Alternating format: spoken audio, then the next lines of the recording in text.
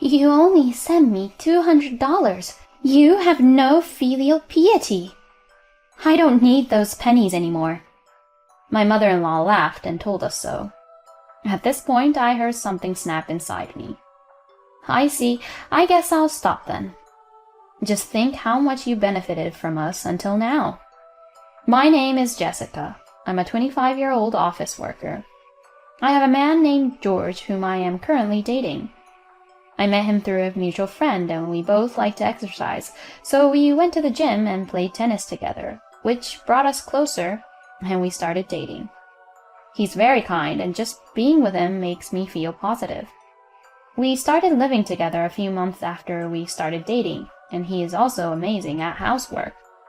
This fried chicken is delicious. I put some spice in it. That's why it's a little spicy. Not like regular fried chicken. Wow, that's great! He has an inquisitive mind, and it shows in his cooking. We share the household chores, and we are each responsible for cooking in different days or the week, but he's clearly a better cook than I am. I wish you could cook every day. It really does taste like a restaurant. Thanks, but I like the food you cook too. You make a really good gratin. My mom's gratin is a little too salty. I see. My parents too, their dishes are very flavorful. They use too much salt. That's right.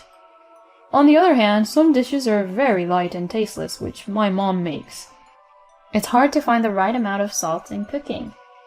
We spent every day together, talking, eating, and relaxing. I knew that I would enjoy spending time with him for the rest of my life. And then one day, out of the blue, George proposed to me. Jessica, will you marry me?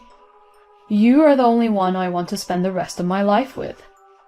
George. He pulled out a ring and showed it to me. I was so happy I cried. Yeah, of course, and accepted the proposal. I was really happy and experienced growth and happiness. My heart was filled with excitement at the thought of becoming the best couple we could ever be and building a warm home together. Then we reported our marriage to each other's parents. My parents loved George very much, and they got closer immediately. I also have a younger brother who is 5 years younger than me, and he also loves him. I always wanted a big brother, so I'm glad George is marrying my sister. They exchanged contact information and went to the batting center on their days off. So I was surprised at how quickly they got to know each other. And next, we went to meet his parents.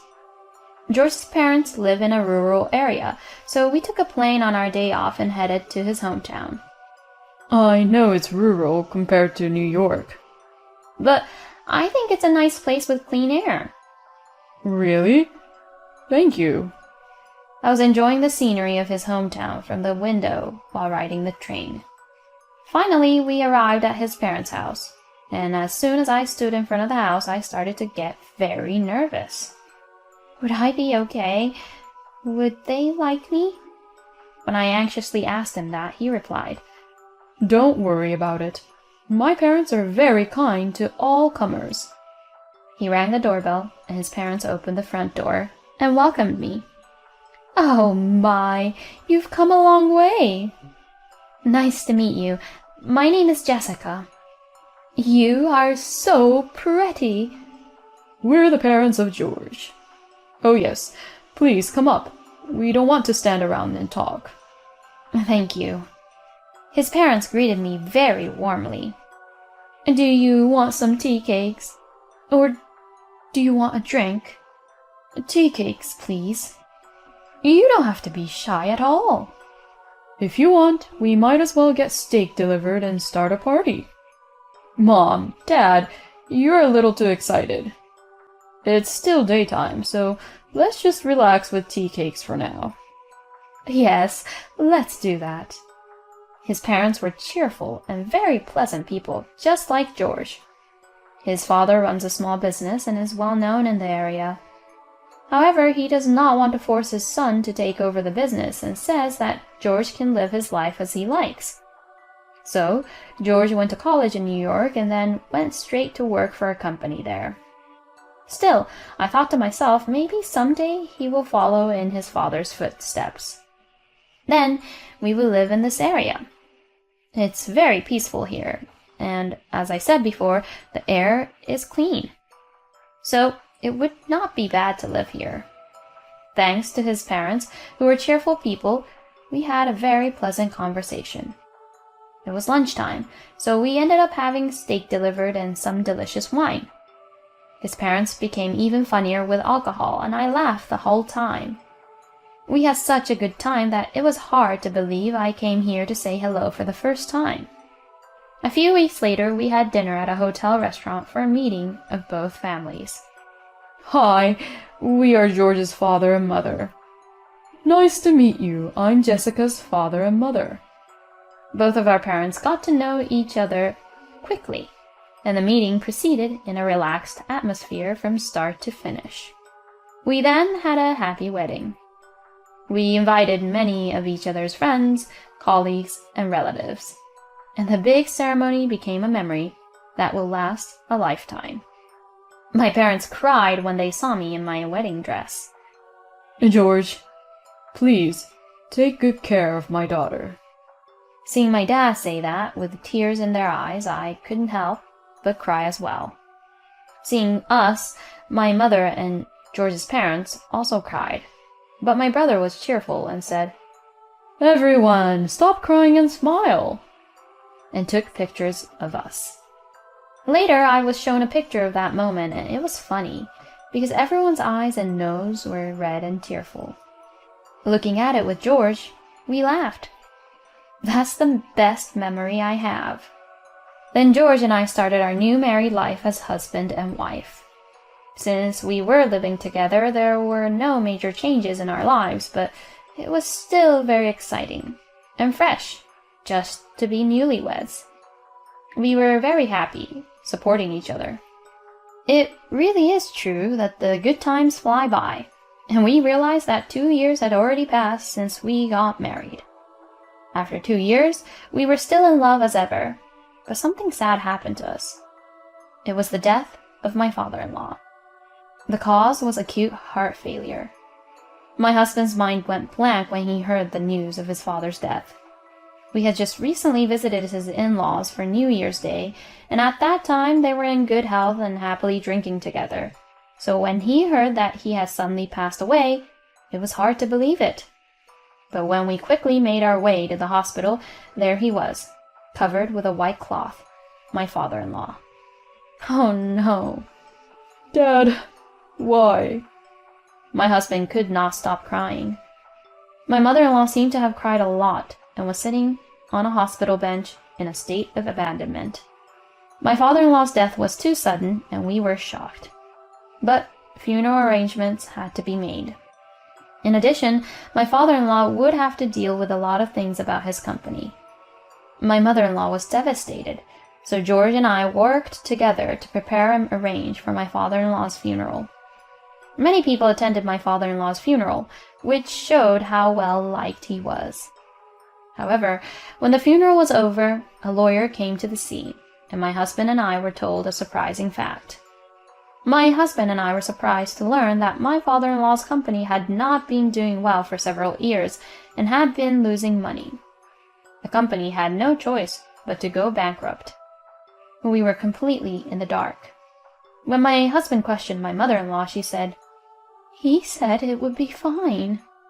She did not seem to have heard many of the details. She said that the company's liabilities due to bankruptcy exceeded $200,000. My husband and I almost collapsed when we heard about such a huge amount of debt. No matter how much my husband and I work together, we do not have enough reserves to prepare such a large sum of money. And my mother-in-law was a housewife, so of course she could not pay. After thinking about what to do, my husband talked with my mother-in-law and decided to sell my parents-in-law's house first. The family-in-law's house was in a good state because it was bought when my father-in-law was the president of his company. And when we put it on the market, We were lucky enough to sell it for $200,000, the same amount as our debt. For the time being, we were relieved that our debt had been paid. However, we had to think about where my mother-in-law would live. My husband suggested that she come and live with us.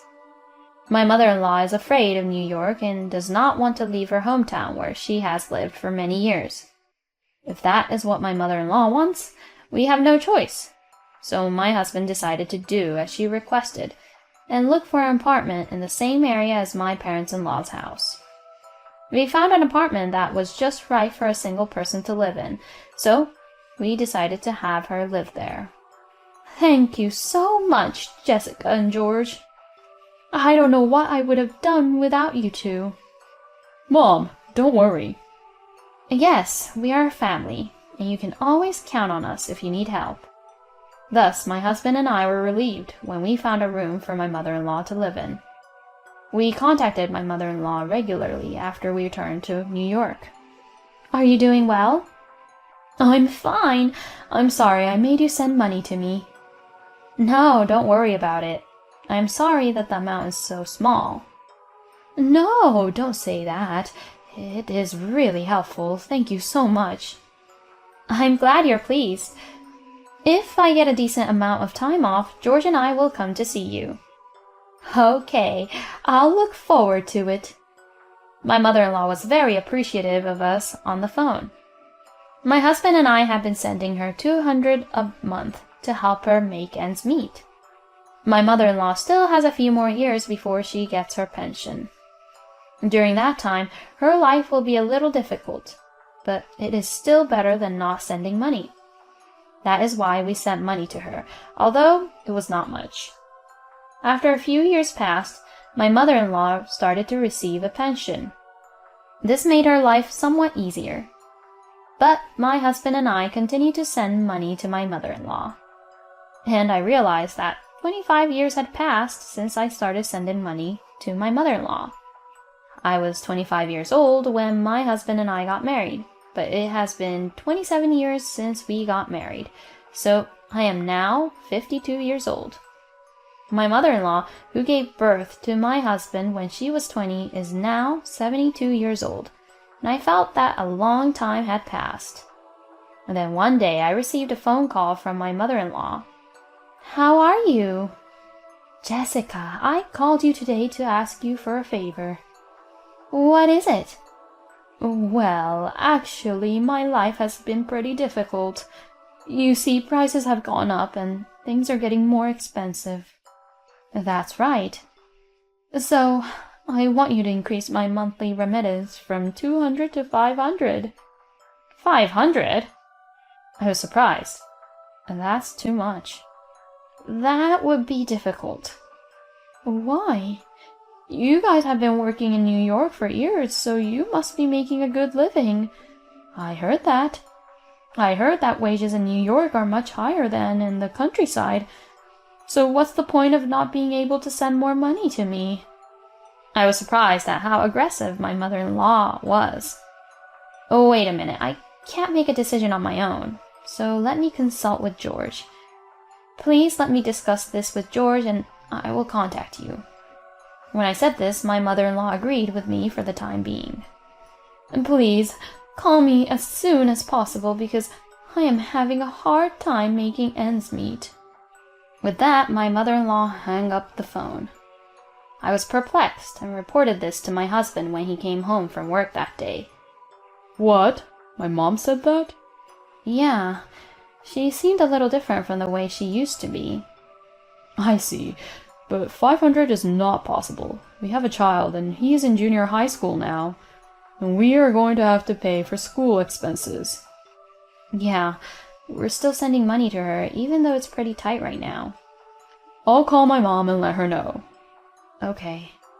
My husband called my mother-in-law and explained that it would be difficult to raise the amount of money we send her, but she became angry as if she had lost her mind. Why can't you increase my allowance? You are my son. Normally, you would do as you say out of filial piety. Calm down a little, will you? You are the one who is not making calm decisions, are you?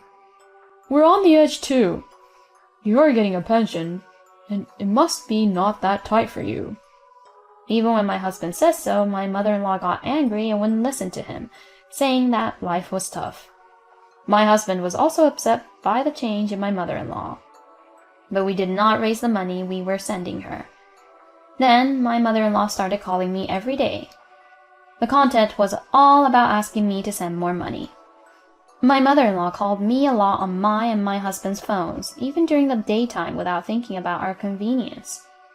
Even if I ignored the calls, I couldn't focus on my work because of the devil's phone calls. And whenever I answered the phone, she would always urge me to increase her remittances. When I refused to increase her remittances, she would call me and say that I was a bastard, and that I should just lay down and die. She also seemed to be making a lot of calls over our phone at home, and she even asked my son, who answered the phone, for the money. Both my husband and I were mentally exhausted by my mother-in-law's persistence. We had to do something about this as soon as possible.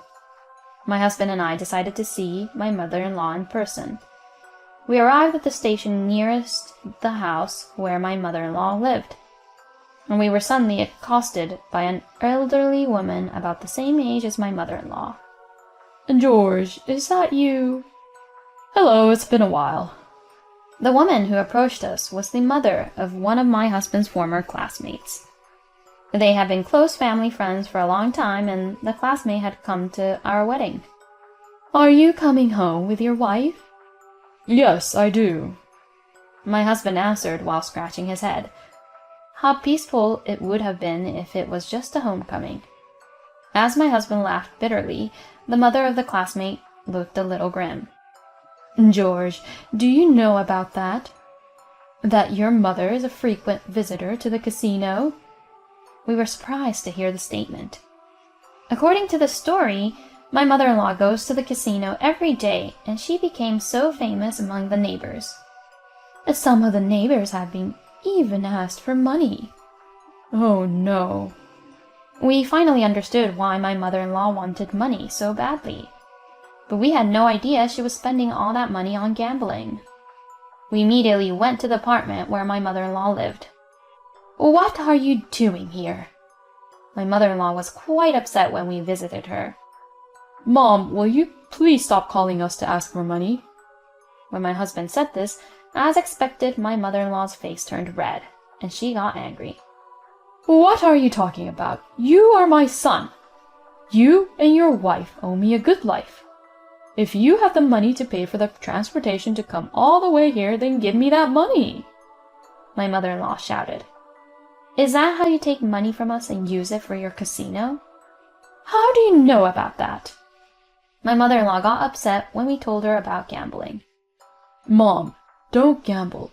It's only destroying you. My husband tried to tell her, but she wouldn't listen to him. Shut up.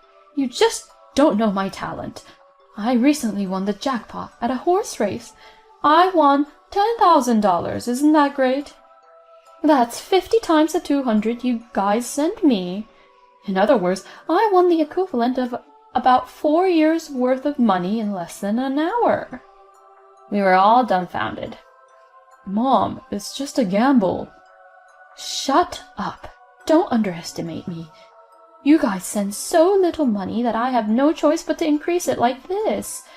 You have no filial piety to send me only 200. But now that I know that I have the ability to increase it, I don't need it anymore. I don't need that kind of penny. My mother-in-law said to us with a broad smile on her face. At this point, I heard something snap inside me. Oh well, I guess we'll stop then. Right, since you don't seem to need us anymore. When we said that, my mother-in-law scowled for a moment, but she immediately said, That's fine. Let's cut the ties between parent and child now. Finally, we were completely at odds with each other. We didn't expect my mother-in-law to become a gambler like this, but we had tried to be there for her enough.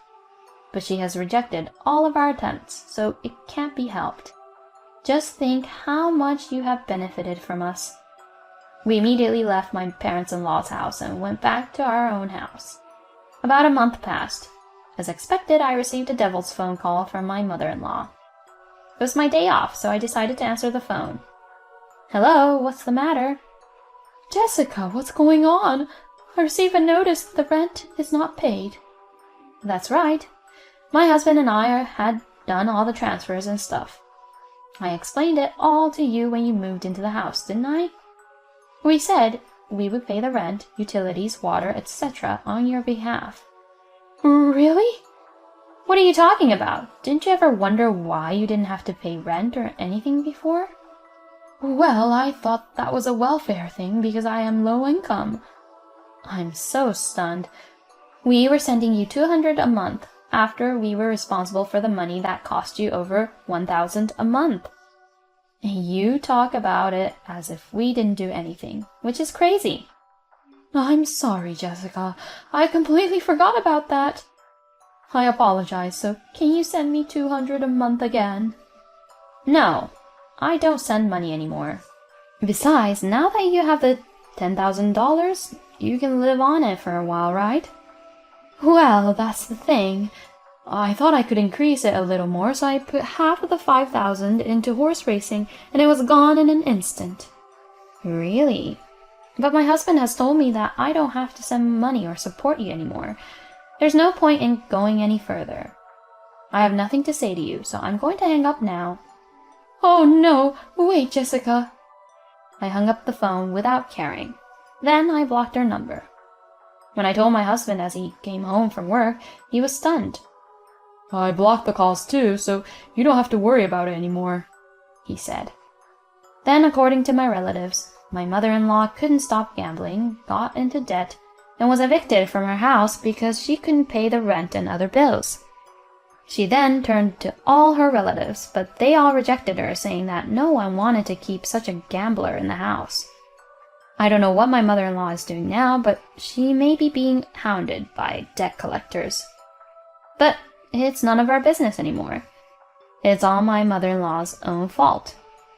On the other hand, now that my husband and I no longer have to support my mother-in-law's lifestyle, we have more money to spare and can start saving for our son's future school expenses. We will continue to live in harmony and support each other as a family. Jessica and her husband have provided a great deal of support up until now, but she is a terrible mother-in-law to blame them and forget the benefits of that support.